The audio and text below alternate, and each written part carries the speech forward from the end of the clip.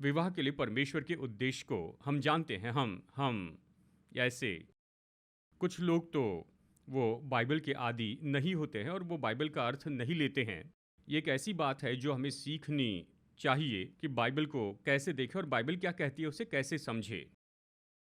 और हम तो ऐसे बाइबल देखकर गड़बड़ी में नहीं रह सकते हैं। कुछ लोग कहते हैं खैर मूसा के समय वो तो तलाक लिया करते थे, लेकिन सही तरीके से पढ़े तुम्हारे हृदय के कठोर होने के कारण मूसा ने कहा कम से कम तलाक पत्र देकर भेजे, क्योंकि बिना तलाक पत्र के भेज रहे थे। पति बड़े आराम से उसे छोड़कर दूसरी शादी कर लेता था और वो कहीं नहीं जा सकती थी, कुछ नहीं कर सकती थी। नैतिक रूप में वो अभी भी इसके साथ में जुड़ी थी। तो तुम्हारे हृदय की कठोरता के कारण, उसके कारण इसे टाल नहीं सकते थे। मनुष्य के पाप के कारण मनुष्य की समस्याएं और स्वार्थ और ये सारी चीजें आ गई। कम से कम ये जो कुछ भी गलत हो रहा है उसके अंदर तुम सच में न्याय करो। बाइबल यही तो कह रही, मूसा ने जो तलाक के लिए कहा उसे सही नहीं बता रही है। बाइबल इसी तरह से सिखाती है, जब मनुष्य पढ़ता है बाइबल को तो वो समझता है कि ये क्या है। वो परमेश्वर के मन, उसकी योजना और उसके उद्देश्यों को समझता है और उससे वो परमेश्वर का स्वभाव समझता है कि परमेश्वर सच्चा है, भला है और परमेश्वर न्यायी है। वो सही काम करता है और ये सही काम है, और इसलिए ये उसके विश्वास का भाग हो जाता है और फिर उसकी इच्छा का भी भाग हो जाता है। वो पहले ही परमेश्वर के स्वरूप और समानता में बना है। अब वो परमेश्वर जैसे सोचता है, परमेश्वर के दृष्टिकोण से सब कुछ देखता है और उसकी इच्छा तो जुड़ी है, परमेश्वर की योजना, इच्छा और उद्देश्यों के साथ जुड़ी है। उसकी इच्छा परमेश्वर की इच्छा से मिली है। उसमें से ये इस तरह से अपने पत्नी के साथ 20 साल तक रहे और इनकी पत्नी इनके साथ 20 साल तक रही है। वो बाइबल से इसे जानते हैं, उनमें परमेश्वर का स्वभाव है। वो परमेश्वर का मन जानते हैं कि बाइबल क्या कहती है, वो उसका अनुकरण करते हैं, वैसे ही जीते हैं। वो उसके लिए सच्चे हैं, वो सच्चे विश्वासी हैं और इसलिए उनके पास नैतिक निश्चितता है। उसके पास निश्चितता है, कोई संदेह नहीं। वो निश्चित कहता है, उसने कहा निश्चित हम एक साथ रहेंगे, जब तक कि मर न जाए हम एक दूसरे से अलग नहीं होंगे, एक रहेंगे। ठीक है, यही तो नैतिक निश्चितता है। क्योंकि वो 20 साल तक रहे हैं, साबित हुआ।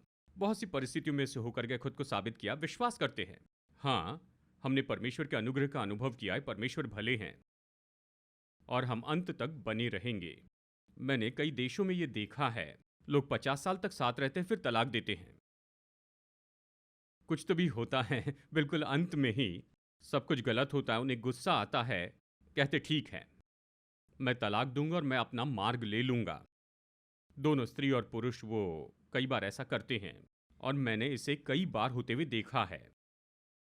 मैं ये इसलिए कह रहा हूं, जब मनुष्य उसमें जुड़े होते हैं तो हमेशा कुछ स्तर की अनिश्चितता होती है, क्योंकि मनुष्य बदल जाते हैं। हालांकि 20 साल तक अच्छे से जीवन बिताया, लेकिन कोई गारंटी नहीं सच में कि अगले 20 साल इसी तरह से रहेंगे।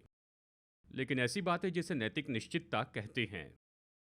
ऐसी चीज है जिसे नैतिक निश्चितता कहते हैं और इसलिए वो मनुष्य कह सकता है, हाँ जब तक मृत्यु अलग न करे हम एक साथ रहेंगे। क्योंकि नैतिक निश्चितता बोल रही है और नैतिक निश्चितता के कारण ही उसने सबसे पहले शादी की है और कहा कि जब तक मृत्यु अलग न करे, जब उसने शादी की थी। ठीक है, हाँ, क्योंकि मनुष्य तो आखिरकार मनुष्य है, इसलिए वो असफल होता है कई बार। पर हम परमेश्वर के बारे में कह रहे हैं और आशा परमेश्वर के वचन से आती है। और मैं आपको ये बता दूं, लोग बदलते हैं, सब कुछ बदलता है, लेकिन परमेश्वर कभी नहीं बदलते। परमेश्वर कल, आज और युगान युग एक से हैं। पहाड़ हट जाएंगे पर वो वैसे ही रहेंगे। शायद सब कुछ बदल जाए पर वो वैसे ही रहेंगे। और वो भले हैं, वो न्यायी हैं, वो सच्चे हैं। क्योंकि वो न्यायी, भले और सच्चे हैं। और परमेश्वर जो प्रेम है, प्रेम, सत्य और न्याय, ये परमेश्वर के स्वभाव के तीन सबसे महत्वपूर्ण भाग हैं। क्योंकि वो अपने आप में प्रेम है, न्यायी है, सच्चे हैं और इसलिए वो हमें कभी नहीं छोड़ेंगे, वो हमें कभी नहीं त्यागेंगे, क्योंकि उसने अपने वचन में कहा, मैं तुम्हें न कभी छोड़ूंगा न कभी त्यागूंगा। उसका वचन सत्य है। जो भी उसने प्रतिज्ञा की है उस पर हम पूरा भरोसा रख सकते हैं, हम अपनी आशा उस पर रख सकते हैं, उसके स्वभाव के कारण। और वो जो है उसी के कारण उसकी प्रतिज्ञाएं हमारे लिए अर्थपूर्ण हो सकती हैं। हम कह सकते हैं, नैतिक निश्चितता के साथ हम कह सकते हैं कुछ बातों को। तो विश्वास और आशा इस नैतिक निश्चितता के ऊपर काम करते हैं। हम जानते हैं, परमेश्वर को जानते हैं। हाँ, परमेश्वर को जानते हैं। आपको गणित की निश्चितता चाहिए तो ये संभव नहीं। जिन लोगों को गणित की निश्चितता चाहिए वो इसे अपने विवाह में नहीं चाहते हैं। गणित की निश्चितता या व्यवहारिक निश्चितता के कारण शादी करते हैं? नहीं। केवल जब परमेश्वर की बात आती है तो पूछते हैं, क्योंकि परमेश्वर पर विश्वास नहीं करना चाहते, क्योंकि वो सब गलत उन्हें बंद करना पड़ेगा और सही होना होगा। तो ये नैतिक निश्चितता है और इसे ही हम नैतिक निश्चितता कहते हैं। जब परमेश्वर अपना वचन कहते हैं तो मैं विश्वास कर सकता हूं, इसे कोई नहीं बदल सकता। और इसलिए यीशु ने कहा कि आकाश और पृथ्वी टल जाएगा लेकिन मेरा वचन कभी नहीं टलेगा। हम उस पर भरोसा कर सकते, उस पर आधारित रह सकते हैं, उस पर आशा बना सकते हैं। अगर आपके पास कोई आशा नहीं है, आशा एक लंगर के जैसे है। अगर आज आपके पास आशा नहीं है, आपके पास आशा के लिए कुछ भी नहीं है, तो मैं आपसे कहता हूं परमेश्वर का वचन थाम लीजिए। परमेश्वर के वचन से कोई प्रतिज्ञा थाम लीजिए। आपकी परिस्थिति के लिए, चाहे आपकी परिस्थिति जो भी हो, आप उसे थाम ले जो परमेश्वर आपके और आपके जीवन के बारे में कहते हैं। और आपकी परिस्थितियों के लिए परमेश्वर की प्रतिज्ञाओं को थाम ले। और मैं आपसे कहूं, अगर परमेश्वर की प्रतिज्ञाओं को थामे, आपके विश्वास का जीवन वही शुरू होता है, क्योंकि यह आशा से शुरू होता है।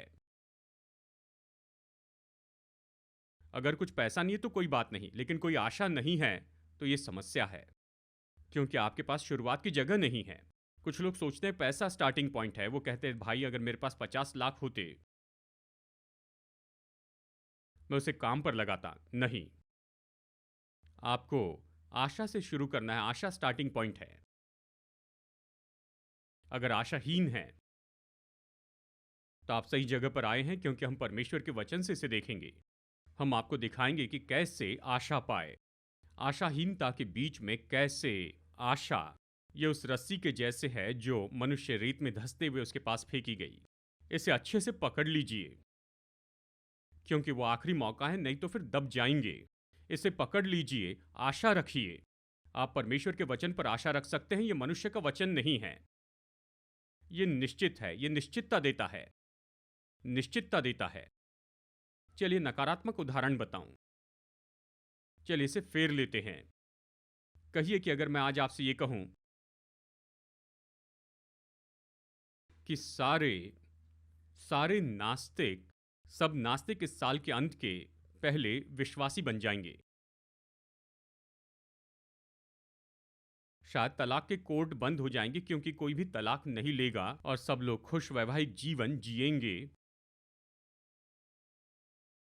और फिर हमें अपने घर पर ताले नहीं लगाने पड़ेंगे, क्योंकि सारे चोर विश्वासी बन जाएंगे।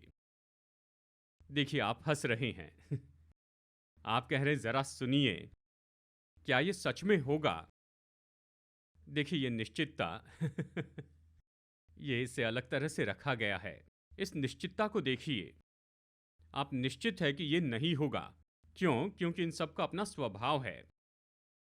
ये नहीं हो सकता है इस तरह के पाप के संसार में। ये सच नहीं हो सकता है, ये पूरा नहीं हो सकता है। ये तो बस सपना देखने वाला सपना देखता है। ये कभी होने वाला नहीं है, क्योंकि जब मैंने पहली बात आपको बताई तभी आप हंसने लग गए थे। क्या ये होगा? ये तो असंभव है, ये नहीं हो सकता है। क्यों? क्योंकि इस पतन पाए संसार में सारी चीजों का स्वभाव ऐसा है, उस कारण ये असंभव है। ठीक है, बिल्कुल इसी तरह से परमेश्वर का स्वभाव जो है वो वैसा ही है, जो आशा को इतना विशेष बनाता है, आशा को इतनी अद्भुत बनाता।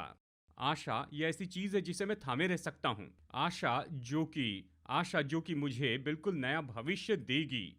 मैं जहां पर हूं वहां से उठाकर जहां मुझे पहुंचना है वहां ले जाएगी। परमेश्वर आशा का उपयोग करते। प्रभु को आपका सहयोग चाहिए, मेरा सहयोग चाहिए।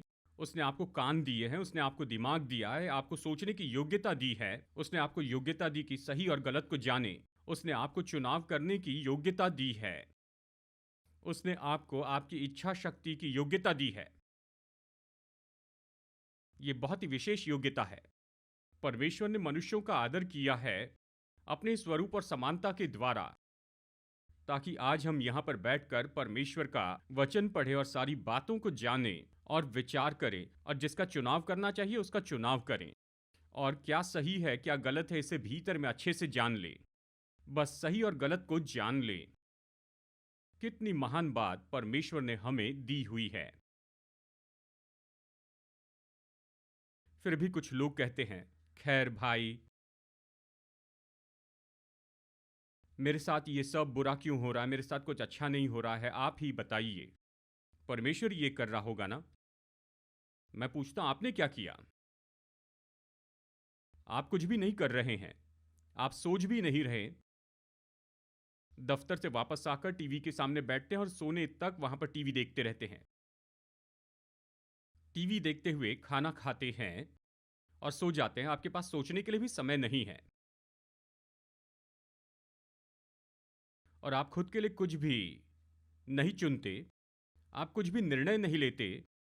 जब समस्या हो तो आप निर्णय नहीं लेते कि ये समस्या क्या है, और समस्या के हल के लिए कोई भी निर्णय नहीं लेते हैं। निर्णय नहीं लेते कि क्या करेंगे, क्या करना है, इसका निर्णय नहीं लेते। आप कुछ भी नहीं करते हैं, कुछ भी उपयोग नहीं करते। आप निर्णय नहीं लेते कि उसका उत्तर पाने के लिए परमेश्वर के वचन में जाएंगे। आप निर्णय नहीं लेते कि परमेश्वर के वचन को खोजे प्रभु के मन के लिए, परमेश्वर की योजना, परमेश्वर के उद्देश्य और उसकी इच्छा के लिए, ताकि उसकी इच्छा के अनुसार आप काम करें। देखिए, परमेश्वर ने हमें मनुष्य बनाया है जो कि सबसे ऊंचा है, जिसके कान है, विचार है, मन है, हृदय है, इच्छा रखने की योग्यता के साथ बनाया, और जो हम चाहे वो कर सकते हैं। और इन सब के साथ कुछ लोग अपेक्षा करते हैं कि परमेश्वर सब कुछ करेंगे और मैं चुपचाप बैठा रहूंगा। अगर परमेश्वर चाहे तो ये काम हो जाए।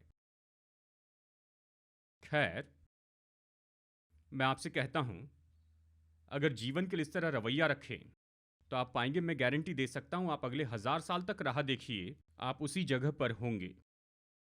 लेकिन अगर आप कहें, परमेश्वर ने मुझे अपने स्वरूप समानता में बनाया, उसने मुझे हृदय और मन दिया है, योग्यता दी कि मैं सोचूं, निर्णय लूं, मूल्यांकन करूं, और मुझे जानना होगा कि मेरे लिए परमेश्वर की इच्छा क्या है, और मुझे इसके पीछे चलना है अपने पूरे हृदय से, अपने पूरे मन से, अपने पूरे प्राण से, मेरी पूरी शक्ति से परमेश्वर की इच्छा पूरी करनी है, और उसके लिए खड़े रहें। अगर आप ऐसा करने का निर्णय ले, मैं आपसे कहता हूं, पूरा स्वर्ग आपके पीछे खड़े रहेगा,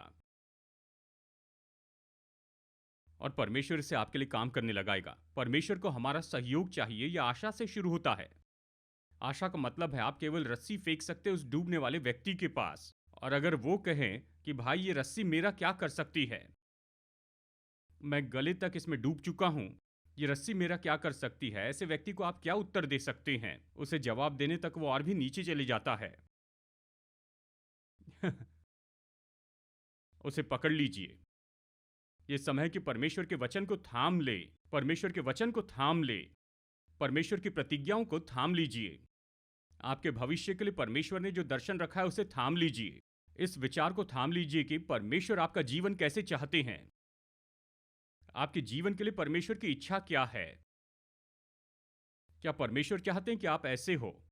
क्या परमेश्वर ये चाहते हैं कि आपका जीवन गड़बड़ी में और मुश्किलों में रहे, या परमेश्वर चाहते हैं कि आपका जीवन बहुत ही सुंदर हो, एक अद्भुत जीवन हो?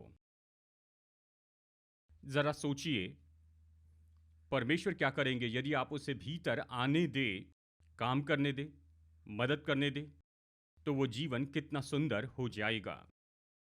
यह आप पर आधारित है, और यह आशा से शुरू होता है। परमेश्वर सब कुछ नहीं करते हैं, उसे आपका सहयोग चाहिए। यह आशा से शुरू होता है, और आशा परमेश्वर के वचन की प्रतिज्ञाओं से शुरू होती है। और आप प्रतिज्ञाओं को जब देखते हैं और प्रतिज्ञाओं को आप मजबूती से थाम लेते हैं। आमेन। तो आशा की निश्चितता के बारे में हम चर्चा कर रहे हैं। ये तो वो निश्चितता है जो कि चरित्र में जड़ पकड़ी है परमेश्वर की प्रकट इच्छा में। तो मेरी आशा परमेश्वर की प्रकट इच्छा पर आधारित है। मैं जानता हूं परमेश्वर क्या चाहते हैं। मैं जानता हूं परमेश्वर मेरे परिवार के लिए क्या चाहते हैं, मेरे जीवन के लिए वो क्या चाहते हैं, परमेश्वर की प्रकट की गई इच्छा। और आज मैं आपको ये प्रचार कर रहा हूं क्योंकि मैं जानता हूं परमेश्वर आपके जीवन के लिए क्या चाहते हैं। मैं इसे कहां से जानता हूं? परमेश्वर के वचन से जानता हूं। मैं इसे कैसे जानता हूं? खैर, मैं इसे पढ़ता हूं। ये कहानी अब्राहम, इसहाक, याकूब, यूसुफ, इस्राएली लोगों की कहानी। मैं पुराना नियम और नया नियम पढ़ता हूं और ये मनुष्य के लिए परमेश्वर की इच्छा क्या है इसे प्रकट करता है।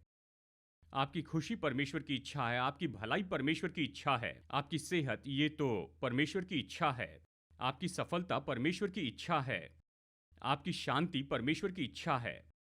ये तो जड़ पकड़ी है हमारी निश्चितता में। आशा तो निश्चितता है, ठीक है। हम इसी के बारे में कह रहे हैं, आशा कि निश्चित हो जाए। इब्रानियों 11 के कुछ अनुवादों में इसका उपयोग हुआ है। निश्चितता कहते हैं, आशा निश्चितता है। आशा तो वो भरोसा है, आशा शाश्वती है, बहुत से ऐसे अनुवाद कहते हैं। तो आशा वो निश्चितता है जो परमेश्वर की प्रगट इच्छा के ऊपर आधारित होती है, जो यीशु मसीह में और उसके द्वारा प्रकट होती है।